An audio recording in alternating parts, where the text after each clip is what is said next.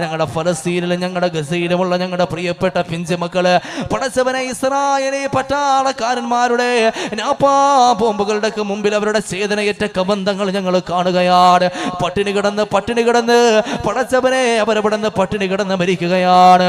അല്ലാ, അവർക്ക് നീ മോചനം നൽകണേ അല്ലാ, മോചനം നൽകണേ അല്ലാ, മോചനം നൽകണേ അല്ലാ.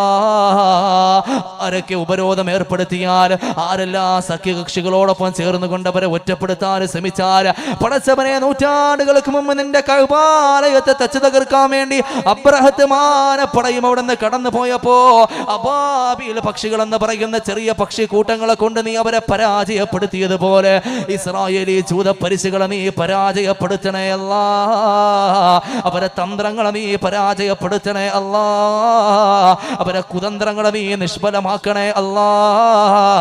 ലോകത്തുള്ള എല്ലാ സഖ്യശക്തികളും ഇസ്രായേലിനോടൊപ്പം നിൽക്കുമ്പോ പടച്ചവനെ ഫലസ്തീനിലെ മക്കൾക്ക് നീ നേതൃത്വ പാഠങ്ങളെ നൽകണേ അല്ലാ, അവരെ നീ സഹായിക്കണേ അല്ലാ, ആകാശത്ത് നിന്നും ഭൂമിയിൽ നിന്നും അവർക്ക് നീ സഹായം നൽകണേ അല്ലാ.